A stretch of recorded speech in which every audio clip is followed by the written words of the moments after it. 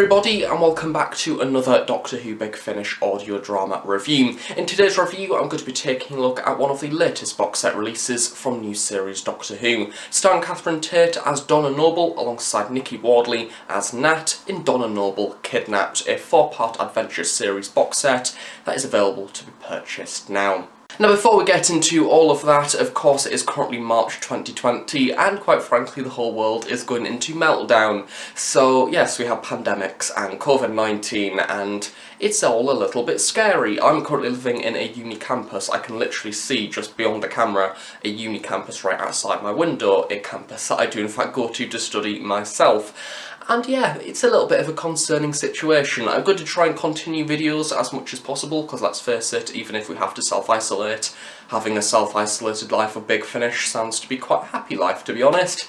But yes, let's just try and distract ourselves from COVID-19 by taking a look at some lovely Big Finish audio dramas, because at the minute I think we all need a little bit of happiness in our lives, to say the least. So first off, and as always, in the description below there will be the link to go and buy this release from the Big Finish website. It's currently out now. The physical box set is £24.99 and the download is £19.99. And if you like what I say throughout this review, you can also check out the trailer and story details on the Big Finish website. Naturally, it will be exclusive to the Big Finish website for the first few months, and then it will be available to be purchased from other retailers, probably including Forbidden Planet and Amazon, however at a slightly higher price. So I recommend buying it now from the website to save a little bit of cash. I must admit, this box set is one that when it was originally announced, I was not necessarily taken by it. I kind of just shrugged it off and thought, why?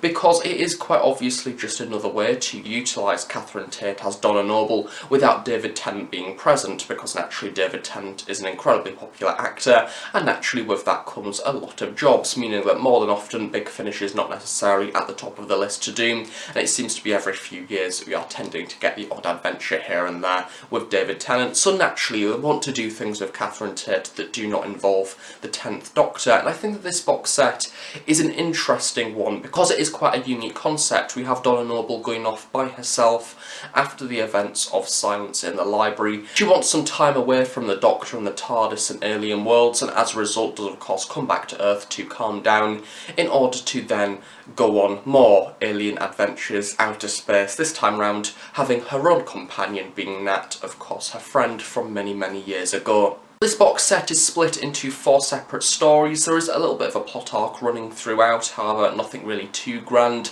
so you just have a few characters utilised in other stories here and there. So the first episode is Out of This World, as written by Jacqueline Rayner. Episode 2 is Spinvasion, as written by John Dorney. Episode 3 is The Sorcerer of Albion, as written by James Goss. And the final episode of the box set is The Chiswick Cuckoos, as written by Matt Fitton. The script editors for this box set are John Dorney and Matt Fitton. The cover artist is Tom Webster. The executive producers are Nicholas Briggs and Jason Haig-Ellery. The director is Barnaby Edwards. The music and sound design has been created by Howard Carter, and the producer is David Richardson. Well, firstly, talking about Katherine Tate as Donna Noble, she's one of the most popular companions with the new series Doctor Who, and for good reason. She's very comedic and funny, but also at the same time she's incredibly realistic, and you could imagine somebody like Donna existing within real life.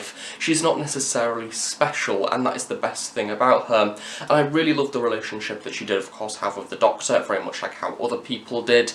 And this box set, we kind of see them expanding on that. The way that I see this series overall is expanding on the context of what is yet to come, but also what has already happened within the series. In a way, this is kind of series 4's lunch break. It gives time for Donna to sit down and actually think about her adventures that have occurred with the Doctor, and kind of reflecting upon them, reflecting upon memories. There is this absolutely brilliant line where she says, "They're all just memories now, however nobody can take them away from me," and naturally of course given the events of the final half of series 4, that does indeed happen. So it kind of gives the tragic context of this box set, but also at the same time just gives Donna more time to be at home, which is very nice and something of which that we did see a number of moments of throughout the series. Taking a look at the first episode, we have Out of This World, as written by Jacqueline Rayner. So this episode does see Donna Noble settling into home life. We have the return of Sylvia Noble, as portrayed by Jacqueline King, who is absolutely phenomenal. She did of course previously appear within No Place, Universe, the 10th Doctor Volume 3 Adventures box set, and she was brilliant within that as well, both her and Bernard Cribbins. There is something so wonderfully real about the Noble family, and I think that these box sets continue to show that. Sylvia Noble has quite a lot of development throughout this story. We have some interactions between her and Donna about the Doctor and going off doing whatever she does with him, and the fact that she is physically scared for her safety, and the fact that we have the additional context as well that Sylvia has recently lost her husband, which from what I can remember wasn't really referred to too much within the actual series itself. So we have that additional context added on, and then we have the challenges that the Doctor and Donna's relationship have had essentially on the family and between the bond of Donna and her mum. And as a result of Sylvia kind of wanting her to come back to normal everyday society, we have her setting up a speed dating thing in a local area, and we have her reintroducing her old friend Nat, so they need to go along to that and basically find their ideal man, even though Nat is already married. As we kind of find out throughout this box set, there is a few relationship troubles going on between her and her husband, and yeah, it's just a fun adventure. We are introduced to lots of different characters along the way, and essentially what happens if you add an alien element into speed dating, and what if one of those people that you just so happen to be speed dating is indeed an alien. The main highlight for this story is that development of Sylvia Noble. I absolutely love the scene in the kitchen between her and Donna, and basically both of them saying how they feel. It's something of which that we didn't really get too much of within the series, because we always had Wilf there. However, within this it gives them time to reflect, which once again is kind of the key reason why this box set exists, and I think that the introduction to the series as a whole reflects that of a Doctor finding almost a new companion, because we have Donna stepping into the Doctor's shoes, and then we have Nat coming along, a character that is completely inexperienced within Donna's life, and we have her needing to slowly get to grips with what Donna's life is actually like. And I think that she kind of gets it along the way. Originally, to start with, she actually thinks that Donna is medically unwell, and she's referring to an actual NHS doctor as opposed to a doctor from out of space. I love the way that they kind of bond over the experience, and it makes for a nice introduction to the box set, and this is why this box set exists, because we are giving Donna more development and reflecting upon essentially the tragic stuff that happened within Science in the Library, of her having a family and believing that she has a family, for that to then be taken away from her. Next up we have Spinvasion, as written by John Dorney, and this episode has all of the traits that I come to expect from John Dorney's writing, because this episode is packed to the brim with personality. It is a lot of fun. It's one of those extreme science fiction adventures where it's kind of taking Earth's society and plummeting it into almost an Earth colony. And what essentially happens where you have a PR company as one of the most important and sort of authoritative bodies on the planet, and kind of what will happen as society as a whole kind of moves with their life. What will the PR company do to contort and change their lives for their own means and ends? So in this story we have an alien sort of species wanting to invade the planet. However, they form a deal with the PR company in order for the PR company to basically show the alien invasion in a good light. What is the positives of these people invading their planet and taking over? And it is a bizarre story. To start with, I did think it did take a while to get going. However, overall it is a lot of fun, because we are introduced to a lot of brilliantly alien characters along the way, including Phil Cornwell, who does play Parsnip, who is the main leader of the PR company as a whole, and he's just brilliant. He has so much character.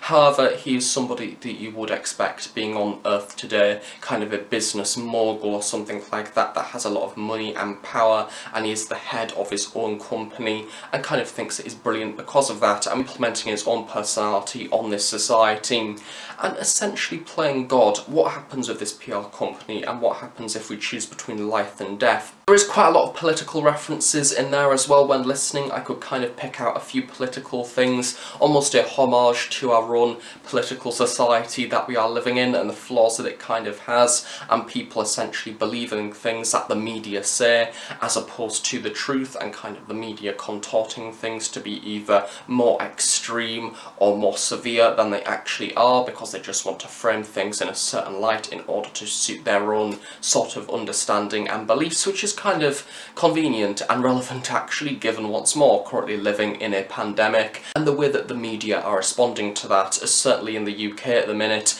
the media are definitely being incredibly extreme in the way that they present COVID-19, and arguably are causing more trouble than enough. Timothy Benedict does also play Gandalf, who is kind of the main controller of this alien species that have invaded, and once again he is very much in the style of a business mogul. And we've seen an interview between him and Parsnip over kind of radio waves, and it's hilarious. As I doubt this story is one of the funny ones. It's quite light-hearted but has that underlying darker concept of, right, we want more workers. What happens if we put said workers into the actual factories to live in them? Why do they need houses? Why do they need to commute to work each and every day when they can just live in the place that they actually work in? And we have Ganthak over the planet itself, kind of basically seeing that as a right thing to do. It's very, very odd. However, as I say, it's very interesting. It keeps you thinking. It's one of those stories that I imagine from this box set will be the standout, because I will be thinking about it, or I'll be able to refer back to it in my mind over the next few months, because it has personality and it is fairly unique. Next up we have The Sorcerer of Albion, as written by James Goss, which continues the TARDIS travels with Donna, whilst Donna attempts to fly the TARDIS. So it is once again like just another series of Doctor Who, actually replacing the Doctor with Donna. This time around we have a historical story where we have Donna and Nat essentially arriving at a castle, and because they arrive out of thin air, the people within the castle believe that Donna and her friend are Merlin, or at least Nat is a sidekick of Merlin or an aide, and actually she is locked up because of that, because they want her to use her magic against these massive, sort of shiny, fiery, sort of soldier knight people, which is one of those ones that is kind of a bit pantomime-esque. It's kind of Doctor Who, or historical Doctor Who, does a certain period of time, however has a lot of fun with it. The story is Nat's story. We have the TARDIS protocol, the emergency protocol hologram, taking the form of Nat's husband and following her around the castle whilst Donna is trapped in the cell of the castle itself, and we have Nat doing everything that the companion of the Doctor would normally do, solving what's going on, and she's incredibly intelligent, though really effective, and I got a lot of respect for her character throughout this episode's duration. I love the fact that the TARDIS taken sort of the form of her husband, because she really didn't want to see her husband at this point, because they are currently in a rather rough part of their relationship. Things aren't going very well, and because they are husband and wife, the TARDIS naturally thinks this is the person that you would like to see the most. So there's something absolutely brilliantly sarcastic about Nat being in this difficult situation, made even more difficult by an overly helpful hologram of her husband following her around the castle, suggesting all these things to do. It's once again a funny story with lots of things going on, but also a really nice character piece into Nat, creating a realistic relationship between her and her husband, even though her husband isn't actually there. It is the TARDIS's interface. However, I felt that the overall plot of this story didn't intrigue me too much. The whole idea of magic, I think, could have had a few extra layers added to it. The main focus for me, without a doubt, was Nat, and if she wasn't in the episode, or if they didn't give the development that she had within this story, I would have found this episode a lot less exciting. There is also an absolutely brilliant reference to classic series Doctor Who, and when I say classic series Doctor Who, it is almost series 12, going back to the very beginning territory, where we have a reference to the first Doctor era, and a rather cool little Easter egg, which you don't necessarily need to have watched that episode in order to understand the Easter egg or anything like that, probably because it is one of the missing episodes of Doctor Who. I'm not going to say what it is, it's just something that's fun for you to go and find out if you decide to listen to this story. But I love the way that it was brought into the plot, because it links together the grand universe of Doctor Who. I just love the fact that we've got a reference to the first Doctor era within a Donna Noble story. And the final episode of the box set is The Chiswick Cuckoos, as written by Matt Fitton. This story is basically wrapping up all of the loose ends, and it kind of summarises the box set as a whole. We have Donna Noble revisiting kind of the thoughts that she has now she has had time to sit down and reflect upon her adventures with the Doctor, and we kind of have them returning back to Chiswick, normal life. However, things are not what they seem, as replacements of Donna are in fact going about their day-to-day life. So all of this time that Donna has been away on these adventures, this other version of Donna has in fact been there on Earth in her place, and we have this whole idea of replacements taking hold of other people's lives, and Donna and Nat need to figure out what is going on. Now, for those of you that are fans of this era of the show, I'm about to say something that will no doubt up your excitement for this box set even more if you're not tempted to buy it already, but this episode has the guest appearance of David Tennant as the 10th Doctor, which was lovely. It is a really lovely twist, because he's not in the story in the same context that you would expect a normal Doctor Who episode to have. In a way, it's kind of a Doctor Light episode. I suppose we probably got just as many scenes of David that you would come to expect within, say, Turn Left. We have a few bits and bobs here and there. He keeps on popping in, but because it isn't all within one clump, it's really effective. It makes it feel like he is intertwined throughout the story. To start with, he's communicating through the psychic paper, and then towards the end of the story, when he is unleashed from the aliens, we kind of have him taking a more direct role, interacting with Donna. The one thing that I would have liked from that scene is more interaction between the 10th Doctor and Nat. I just wanted to see them kind of together and talking about the fact that Donna has basically gone around the universe in the TARDIS without the Doctor's aid, and the previous story was basically solved by Nat, which was another brilliant thing about the Sorcerers of Albion, and the main reason why I like it, because of Nat. Essentially the story is solved due to Nat's actions, and Donna doesn't even realise that that problem has occurred. So it's not just like the new companion comes along and saves the day kind of cliche. It is generally that there was another problem other than the one that Donna was focused on that has been solved by Nat without Donna even being aware, which was a really lovely touch. And that kind of continues into this story, with Nat having a very direct role. This time round we are introduced to her actual husband and the troubles of their relationship. Sylvia Noble is also back as well. So yeah, it's a fun story. Once again, it is entertaining, and it is nice to have that blend between Chiswick and space. And the alien force, I can't actually remember what they are called, which may say something, I don't know, but they are an interesting villain, and they're called the Collectors, I've just remembered. They are an interesting villain that kind of collects up people and gradually replaces people within society, from what I understand, in order, once again, to kind of contort and do things that they so wish. So it's a bit like the Mummies, I believe, from series 10. I think it was, where they had, yeah, because Pearl Mackie was in that story, and Nardole, we had the thing where they kind of contorted politics and media, and kind of a bit like that, but a bit more direct in its approach. So overall, a decent story, a nice way to end the box set. However, nothing overly grand that you should all be listening to. It's one of those ones where if you're a fan of the era, then this box set is for you. It's a love letter to you. So overall, for Doctor Who Donna Noble Kidnapped, it is an interesting box set, and one of which that I very rarely encounter during doing these reviews, because quite often I do the box set reviews that are belonging to a series, such as Unit the New Series or The War Master. You are introduced to a character and you kind of follow him throughout a series of adventures, and you know further box sets are on the way. I wouldn't be surprised if Donna Noble Kidnapped is one of those box sets like Rose Tyler Dimension Canon and Lady Christina, where it belongs as a box set in its own right, and that is really it, because that is all that it's doing. It has set out to do what it achieved. I think that if you are a fan of Doctor Who Series 4, and in particular if you are a fan of Donna, then this is definitely a box set that I recommend buying, because it has all of those traits that you would no doubt enjoy from Doctor Who Series 4. Donna Noble is bright and intelligent and funny as ever, and Katherine Ted does a brilliant job, and naturally Nicola Wardley as well, due to them having kind of this pre-existing relationship outside